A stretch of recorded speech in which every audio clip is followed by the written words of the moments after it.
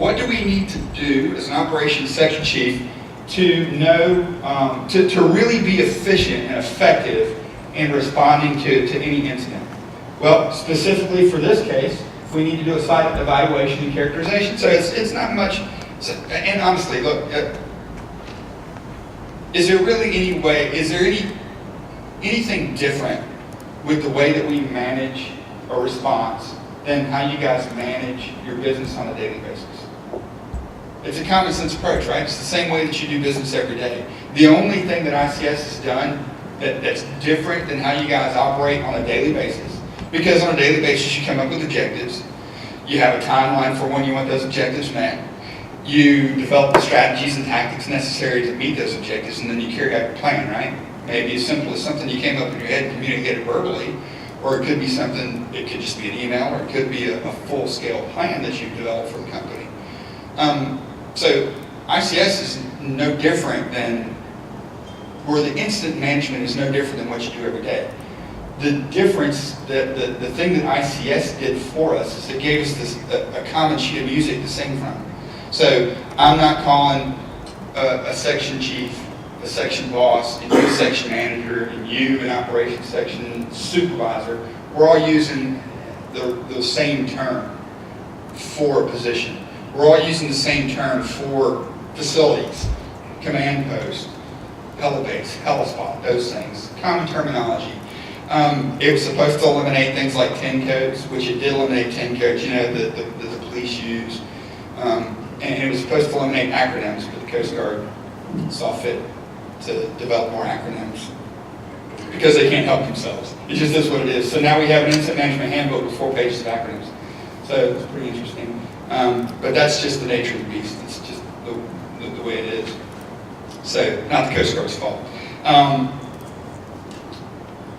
So what we're talking about here is no different than what you guys do normally on a daily basis. So the first thing that I need to do to be an effective operations section chief is to conduct a site evaluation and characterization. Some of the tools that we have available to us, obviously we're looking at the common operating platform, and what Alex did leading into this exercise, and what she would do every day, twice a day, is produce trajectory models. This is the 12-hour trajectory model, so it's a little old information, right? Because this happened yesterday at 4 o'clock. So this was what we could reasonably expect, where the oil we could reasonably expect it to be within 12 hours.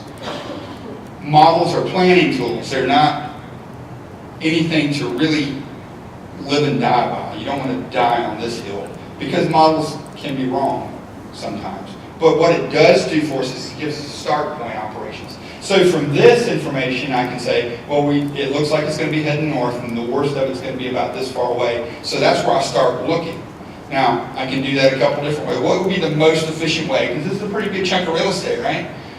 And from shallow water heading off in that direction. So from an operational perspective, what's my most efficient way to start looking for this oil? Helicopter, right? That's exactly right. So I need to get a helicopter up in the air. And I'd like to do it before the Coast Guard does, because their helicopter's expensive. So I want to get a bird, secure a helicopter, and offer them, hey, we've got one, come on, take a ride with us. Because we all want to be together. And we want to have to stay with us as well. So we're all looking at the same thing, so we can all come up with the same plan moving forward.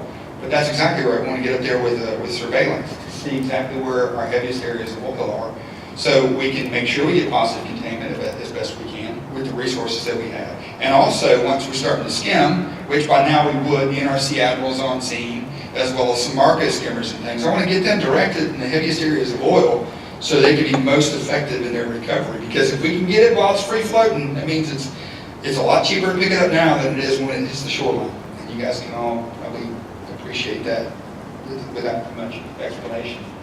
So if you'll focus over here on the back wall, that's the common operating platform. And which hour is that? I'm sorry? 24. So at the 24-hour mark, if Alex had run this trajectory model this time yesterday, we would expect to see shoreline impacts. Now, how does that drive, what does that drive me to want to do? You know, we already have a plan, and for today's incident action plan, which is in your participant's handbook. If you wanted to look at the IAP, there's a couple of 204s just representative of what there would be. It's by no means a fully It's not everything that we would be doing from a work assignment. But one of the things we have is we've got a group, or we have a division, a couple of divisions assigned in an air operations branch, that they're out deploying boom based on another tool that we're going to look at called the geographic response plan. So if I was focusing all of my containment efforts here, am I really doing the best thing I need to do? No, not at all, right? I need to be focusing on that northern shoreline. If there's GRPs up there, and we know there's going to be impacts up there, well, I need to have my butt up there putting out containment boom to prevent those impacts along that shoreline. I'll try not to move. So anyway, this is just one of those tools that is available to us to help us fine-tune our response. What are some other tools that we want to use to help fine-tune what we're going to do operationally? Think specifically right now about public health and welfare. We need to know what? Right, that's exactly right. We want to be concerned about potential air monitoring, and to find information we need about that, what's a really good source for us to look at, readily available to us? The master probably has it on board the ship, right? The safety data sheet. So we need to get that safety data sheet to know exactly what we're dealing with, because obviously, if this was the same size gasoline spill, well, there's a lot of different way I'm going to respond to a 30,000 barrel gasoline spill as opposed to a 30,000 barrel number 6 oil spill. 30,000 barrel gasoline spill, we're probably not going to have anybody around it. So it matters a lot, that type of information, those tools that we have available to us, obviously, to fine tune how our response is going to be. So with number 6, well, all hydrocarbons, and this was somebody had that question for the PIO during the press release. Well, is this a carcinogen? What's going to happen? Are we going to get cancer by smelling? By this thing spilling? So how do we protect ourselves? Well, we protect ourselves, and it's not just for protection's sake. We want to do this because we want to make sure that the public is safe, but we also want to protect ourselves from frivolous lawsuits and things as well, right? Because it's part of the world we live in now.